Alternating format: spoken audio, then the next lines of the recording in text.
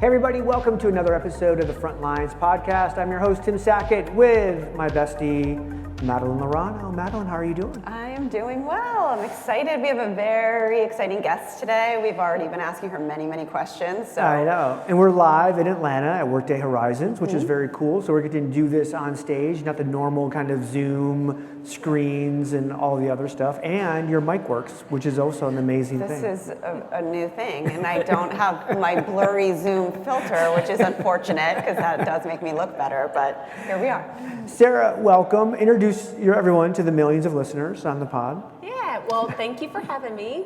My name is Sarah Wright, and I'm the head of TA for Valvoline Inc. So if you've ever passed by a Valvoline Instant Oil Change, my team would be the ones who staff those stores in the U.S. and Canada. So excited to be here today. We've been on a great journey with Paradox and Workday the last 2 years, and just seen a lot of amazing transformation. That's amazing. I always forget to tell everybody that Workday is actually our sponsor of our show. So you got to throw it out there right away for us. That's great. Yes. I'm sure they love that. I'm sure they love that as a sponsor. Yes. Yeah. It's like Tim always forgets to mention our name. Yeah. I'm like, it's not the most important thing. Come on, we're talking to Sarah. Yeah, we're talking to Sarah. Wow. Sarah, can you share a little bit about how many store locations, how many employees, what are we talking about in terms of size? How many hires, annually? Yeah, so my team oversees corporate hires. So as a network, so Valvoline is made up of both corporate stores as well as franchises. So from a corporate perspective, we're at about 1,100, and our franchises, I believe, are right around 1,350. Yeah. So around 2,400 total, and no signs of stopping. So we're a high growth organization. It turns out cars need oil. Yeah. Yeah, they do. They do. Or And they stop batteries running. and windshield wipers. Yeah. And we're piloting in the EV space and heavy duty. So, we're thinking about the future too. Cool. Excellent. Yeah. You said something off air in that I didn't even know, and like you're already used to me like asking questions that you're not prepared for, but female CEO, which I think is super important, because I think when most females, and I grew up with all women, so like in my mind is like, how many times they've gotten taken advantage of going into an auto repair shop or something where they don't feel comfortable. How has the perspective of Valvoline changed with a female CEO in terms of how you deal with customers?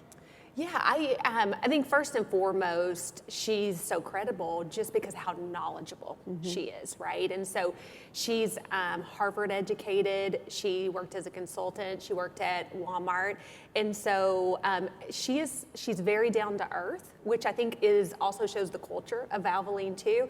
But at the end of the day, she's very competent, and I think when she speaks, she commands attention because of the value of the words, and I think it's very similar to our females in the store, right? Like we notice that when there's one female in a store, you see more come along. So she's kind of normalized. Yeah. Women within the automotive retail services.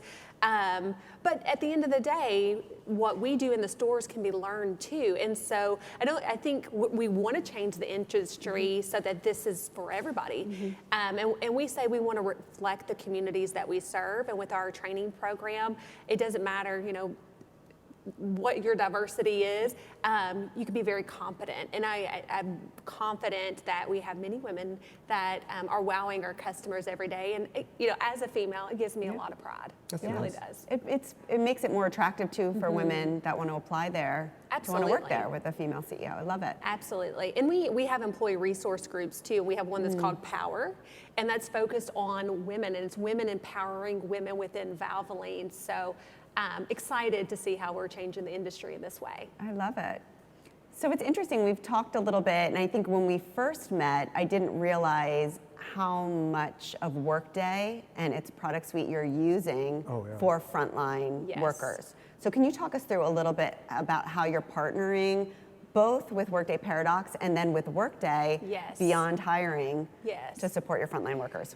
Absolutely. So we went on this journey probably 2 to 3 years ago to figure out who we wanted to partner with. And the mindset behind it is we're a high growth organization. There was a lot of opportunity. We knew from a technology space so that we could drive efficiencies and scale in a better way as we add many more stores. And so ultimately we landed with Workday for many reasons. One is it was easy for our frontline workers to use, and that is so important. Doesn't matter how great the technology could be if the people that you're putting in front aren't able to figure out how to use it, right? So it's easy to use. We're using it today to drive scheduling in our stores. So it took a lot of work off of our service center managers. It's aligned with our POS, and so it generates our scheduling. But one of the great benefits is it's helped us to manage labor.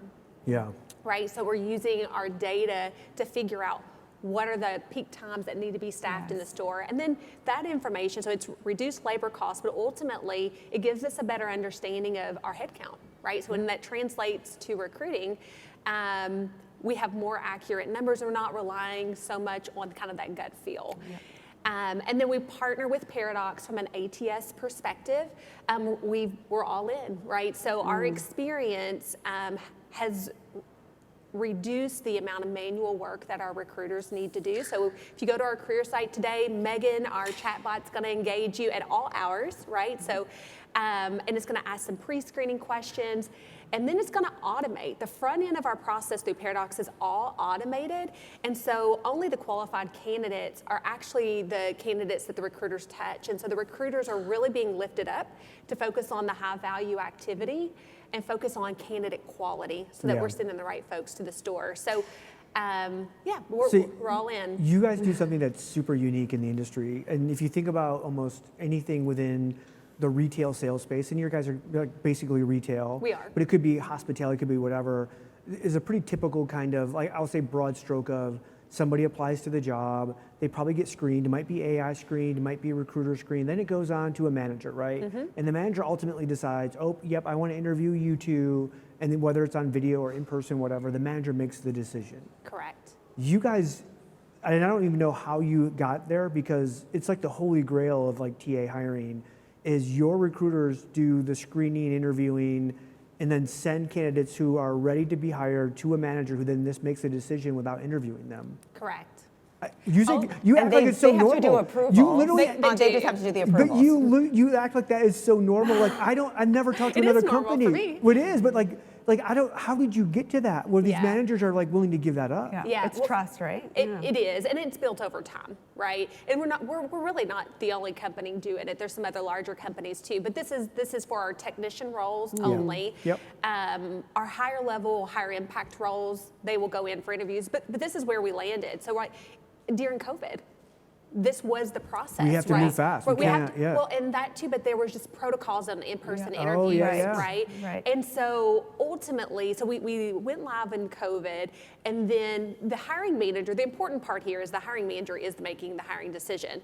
So the recruiter connects with the hiring manager up front, understands what they're looking for. A lot of this is repeatable types of positions, right? And then it's screening based on what the hiring manager says and only passing along the candidates that align with it. And then the hiring manager has an opportunity to say, like, hey, ask questions, and then thumbs up or thumbs down, do we move forward? And we've tested this model, and we've actually taken pockets or areas and gone back to in-person interviews to see if it drives retention. Yeah. And it doesn't. There's no correlation. That's so good. But it doubles your time to hire, which then impacts revenues into the store. So zero impact to quality, double the time to hire.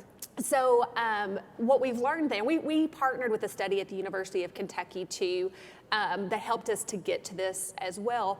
But again, ultimately the hiring manager makes the decision, but there's a level of trust. Yeah. And so when you say like, how did your managers get on board with this? Well, I would say COVID was how they got on board with it. But then they started to ask, we want to be more involved in the hiring process, right? And so then I would share data. I would say, hey, it takes 5 interviews to get to 1 hire. If you have 3 positions open in your store, do you have time to do 15 interviews in a week? Because our time to hire is 7 days. No way. And they're like, oh my gosh, no, there's no way I can do it. I'm already overwhelmed. And so I said, so what I hear you really saying is that you think there's an opportunity for your knowledge to close a gap to hire a higher quality candidate. And they're like, yes. Sarah should run for mayor. I know.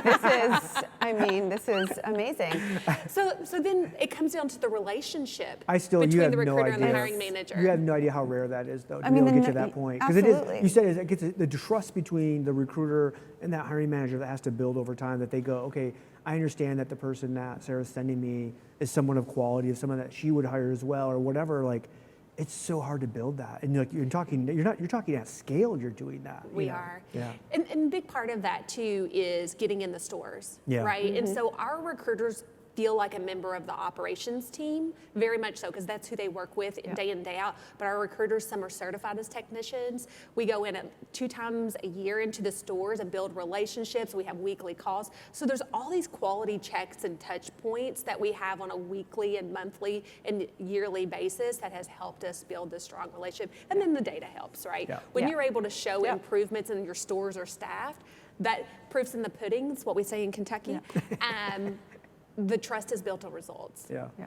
You don't have the scheduling challenges that everyone else faces with hiring manager schedules. I mean, it's amazing. It is. Yeah, because that is like one of the That's most the difficult number things. one- We had talked about that Yeah. on the bigger panel on, like, it's the hardest thing to turn on AI scheduling is to figure out. I know, like, Rachel Allen at 7-Eleven is a friend of ours that, when they did theirs, they just went, again, same thing with you. You have thousands of locations. It's like, she just said, no, every Tuesday from 2 to 4, like every single store has to have that as an interview time.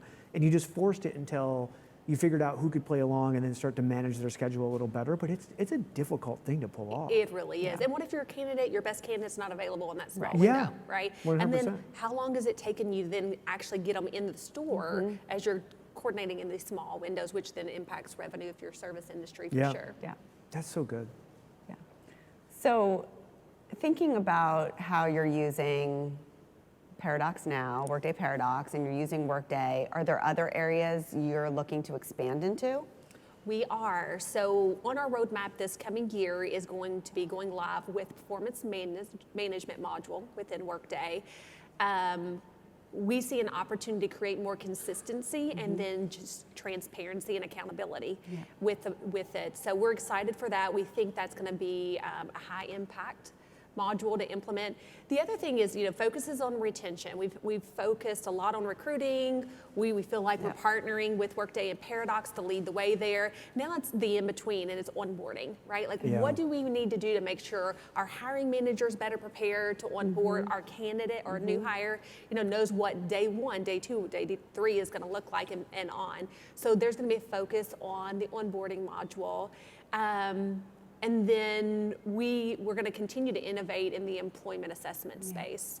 When you talked about too, like the scheduling side of, you guys are using the scheduling from Workday, but is there another level to that where you start to turn on, like if one of your employees says, oh, I can't work Monday's afternoon shift and I'm supposed to, traditionally, like that would be calling your manager who makes you feel awful and blah, blah, blah. Like, so you guys are using that where AI will then take that, figure out who else might be available to fill that job. Is that another one you're testing? So that's the second wave of Workday for us. So yes, it's the flexibility side of the scheduling tool. Gen Z, we know, needs a lot of flexibility and is asking for that. Our managers are saying, I just need to make sure my store is staffed. And if you can find me someone at the store down the street who's willing to work and cover a schedule, they're open to it.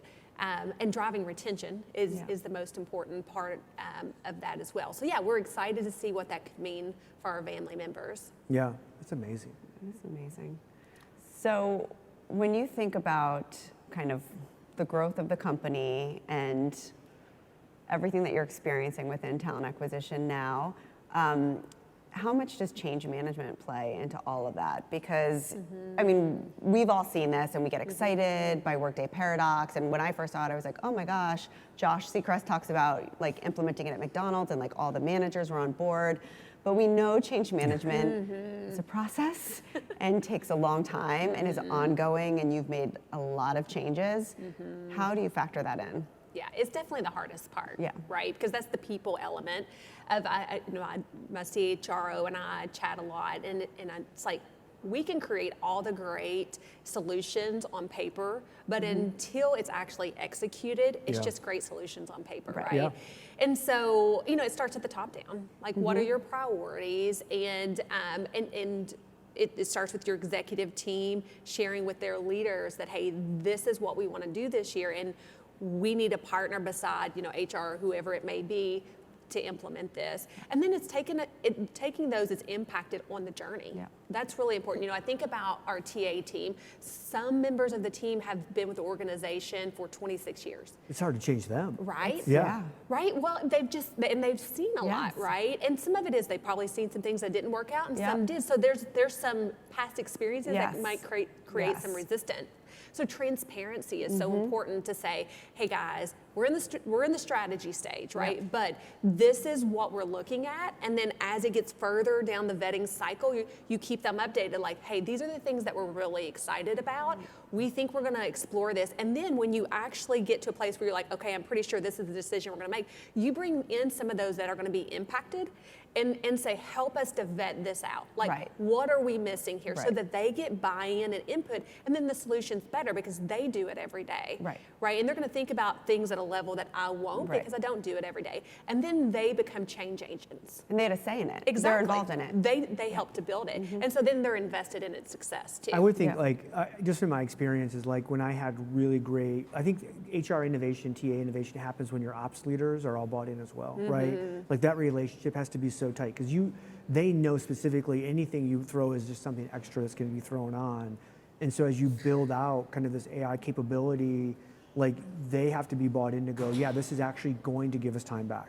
It might be some change management up front. It might be a little painful to get launched and start, but there's a trust as well there. So like I think your ops people have to be like an amazing partner with that. Yeah, they absolutely do. I think about scheduling. At first, there was a little resistance because that's big, right? We're a service industry. That has to be right, to meet your targets, but offer great guest experience. And give that up is huge. And that is scary. And so, I remember, there were a lot of conversations, and ultimately we had a meeting of the minds. So the executive leader said, I'm going to get all of these leaders across functions on a call, and he took us on the journey. And at the point we all started to go on the journey with them and share our concerns or ask questions, you started to see buy-in, and then we pilot it, right? A pilot really helps to prove it out, tweak what needs to be tweaked. And then what happens is when it is a great solution, then your ops leaders start selling it to others because it's changing their lives and their business in a better way. And then it becomes very easy on the corporate side. Well, there's a bunch of sell of like, because it's a big piece of, I mean, and you could argue that it's 15 to 20% of a manager's job is scheduling, like on a weekly basis, like throughout the year. And like I kind of tease, it's a little bit of science, art, and witchcraft to get it right.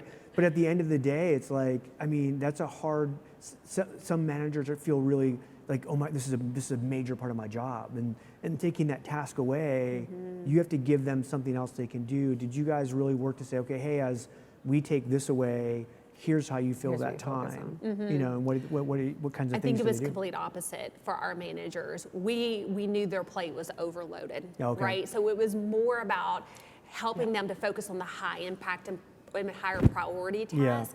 And showing them that this is a service. And they were very receptive. As long as their store is staffed, I don't think that they want the actual task. They just want to make sure their store is properly staffed. And so it gave them more.